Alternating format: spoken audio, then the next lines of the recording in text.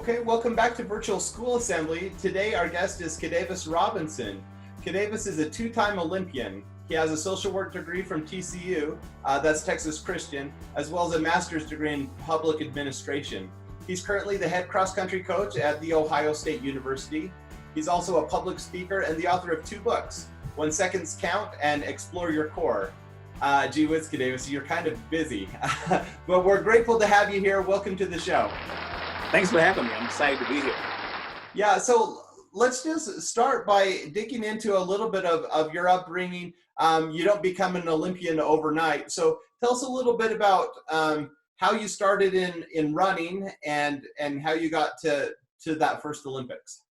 You know, it's funny because they say you make plans and God laughs, you know. So being from Texas, I mean, I was all about football, right? So That I did most of my life. I played football, did a little track, but mostly just football. And our football coach made us. He said, you know, if you're going to be a wide receiver or running back or something like that, you have to run track.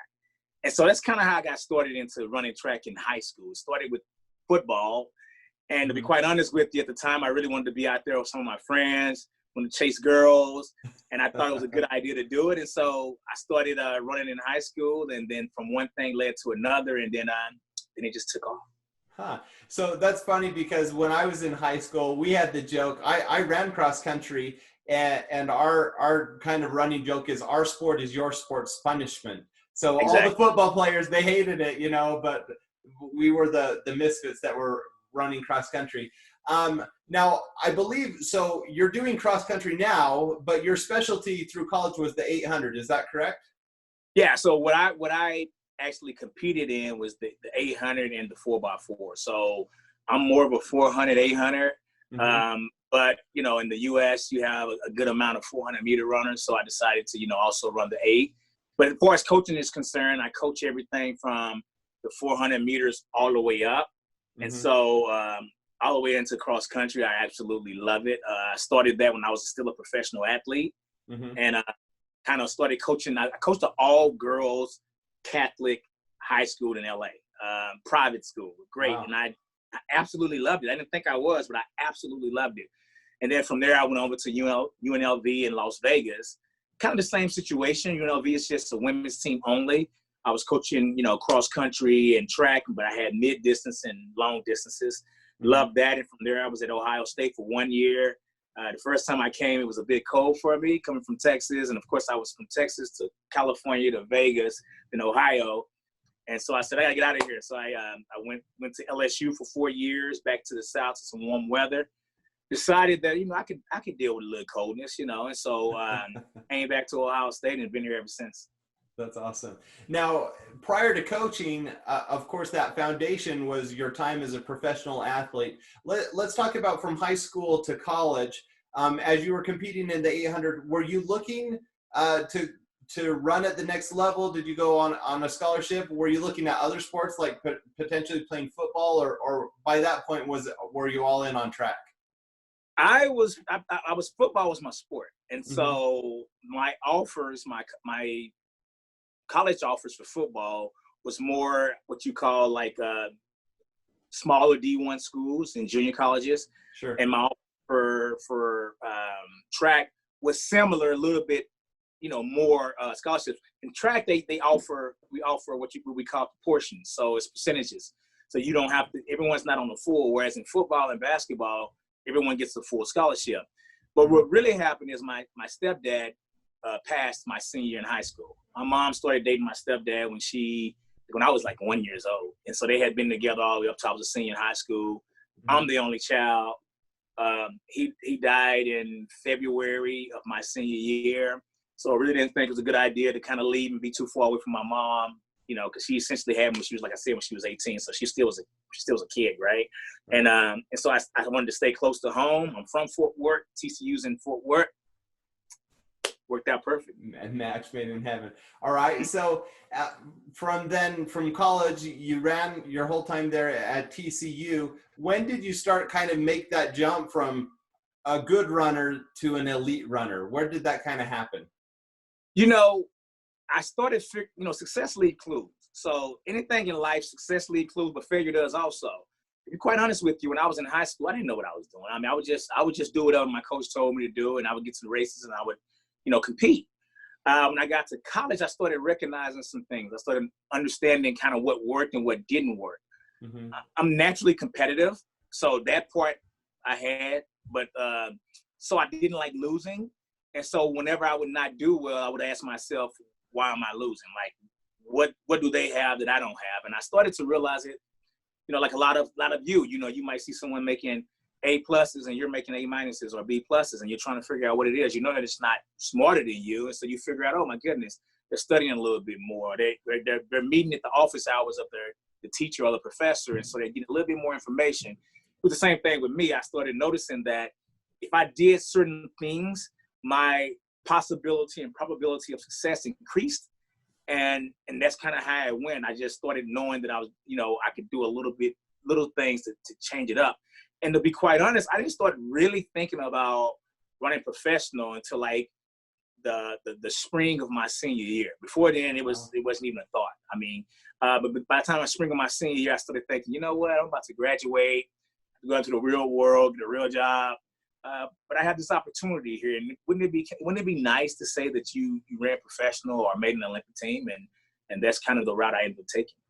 Okay, that's kind of a hard thing for most of us to imagine because we're not competing at that elite level. When you started having those ideas of maybe I could go pro as a runner, what were some of the first steps for you? Like, how did you connect with a sponsor or start that journey towards professional running? Well, I'll say this. So the likelihood of me making it is not that much different than the likelihood of you or anybody else making it to whatever their respective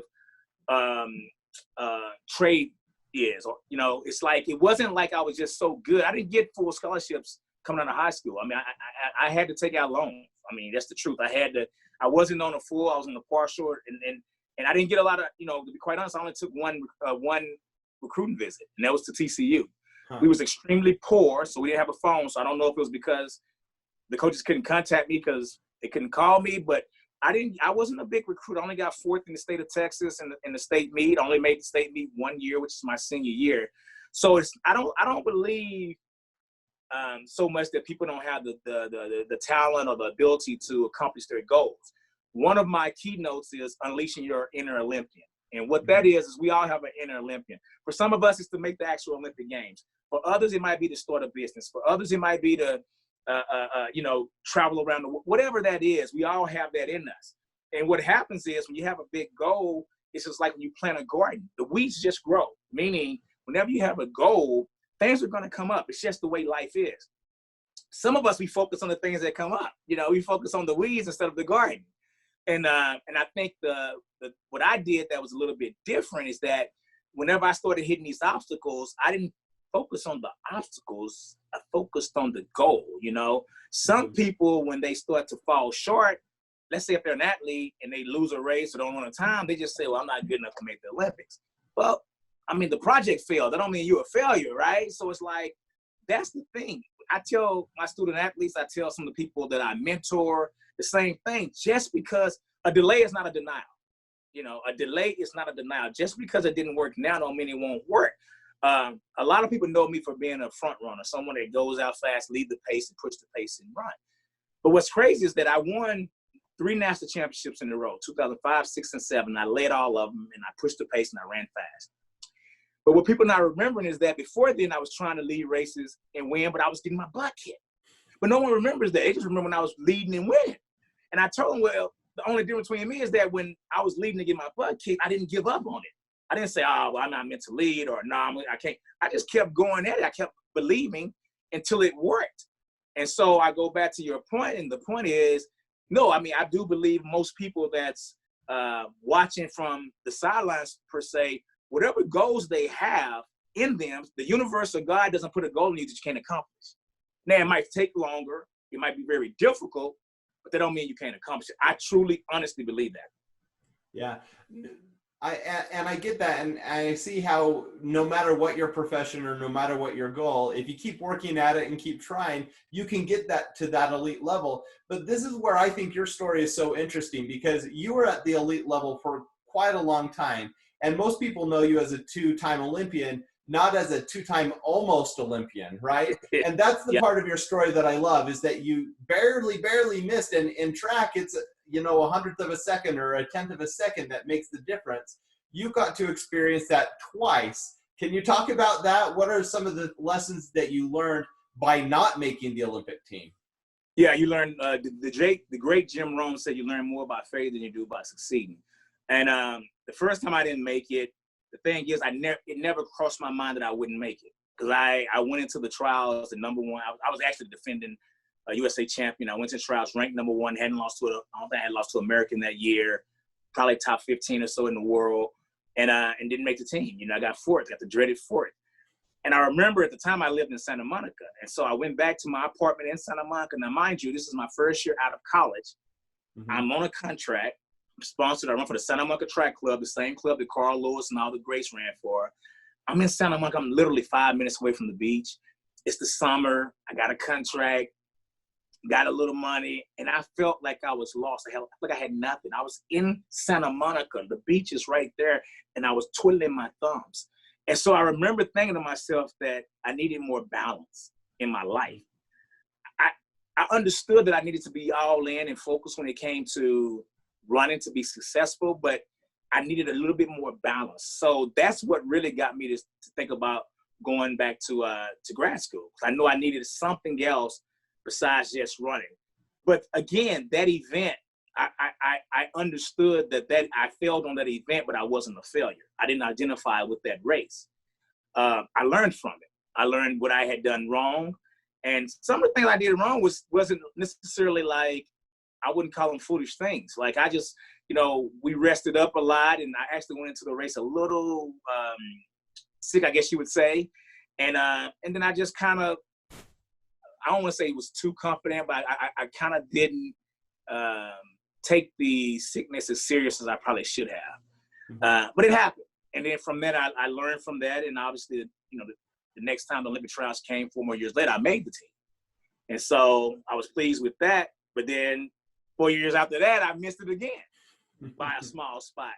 But the difference between the first time and the second time is when I missed it the second time, I had gone through it before.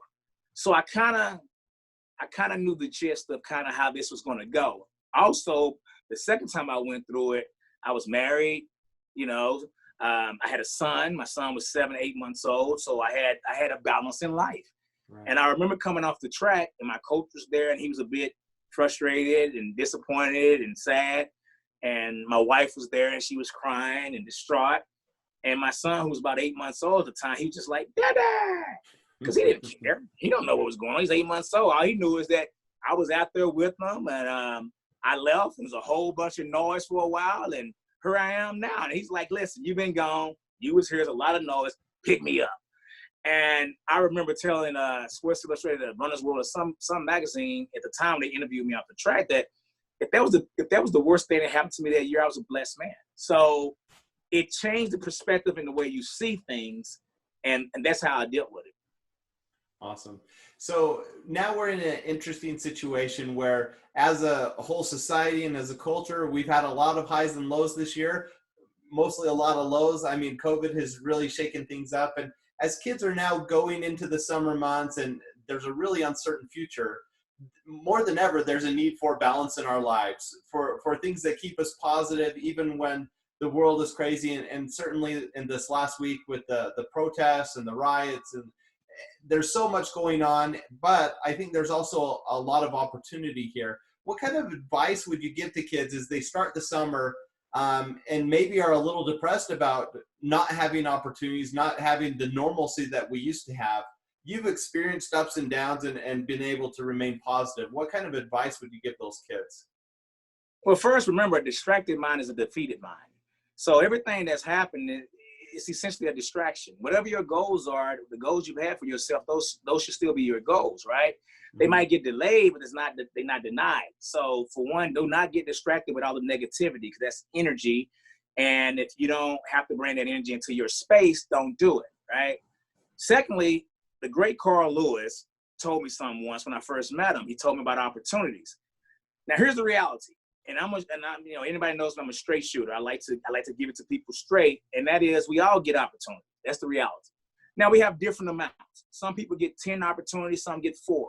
Some get huge opportunities, some get small ones, but we all get opportunities. So right now, I wouldn't look around and say, well, I don't have no opportunities, or he has more, or she has less, or whatever. No, it ain't about how many opportunities you get. It's about taking advantage of the opportunities that you get. So sometimes we get so caught up in the opportunities we didn't get, so caught up in the opportunities someone else has, so caught up in how small or big or whatever the opportunities are, that we don't take advantage of the opportunity we had. And that one opportunity could have been it. And then on the other side, stay true to yourself. You got to be, in this day and age with social media, because what you post online stays online. With the people you hang out with the things you say, with the things you do, you got to be careful. One of my mentors say, Katie, there's a lot of fools in the world, and you only got to run into one of them. See, that's scary. That's scary. So for individuals who are young right now, we got all these things going on. There's going to be a lot of people and things pulling you in all sorts of different directions. And just remember, a distracted mind is a defeated mind. You have goals. I told my athletes that right now people are going to be sitting around complaining about why they can't accomplish their goal. Oh, we got COVID. Oh, the ride, all that. And if you're working, if you're focused, if you're doing what you need to do right now, you're going to have a head start. I had a young lady who's extremely smart, really good, was a national champion. She's doing an internship in New York. She said, oh, I don't know how it's going to be because of all this. And, I wanted the internship. And I looked and I said, oh, are you serious? Like, it's even better now. There's going to be some people that's not going to return to their internships. So if you're ready, there's going to be places looking for interns, because so many people are going to go home. Their parents or whomever is going to be afraid to let them go back because of everything that's going on. There's going to be people who's going to get distracted, get depressed, get sick, whatever. And the people who's going to be ahead of the race is going to be the ones who are prepared. And so I tell people right now, you're talking about opportunities. The opportunities are there. The question is, are you going to be ready to take advantage of them? Right. Well, now is a great time to take advantage of opportunity. Coach, really appreciate your time today, coming on and sharing this message with us. If kids want to learn more about you, read your books, where's the best place to go? Just type in Khadevis. I'm at Khadevis on LinkedIn, Instagram, Twitter, Facebook, all those sites. And my website is www.khadevis.com. So just Khadevis and reach out to me. This is what I love doing. I feel it's God's purpose for me in life. So I really appreciate it. Awesome. Thank you for coming on the show today. Thank you. Thanks for having me.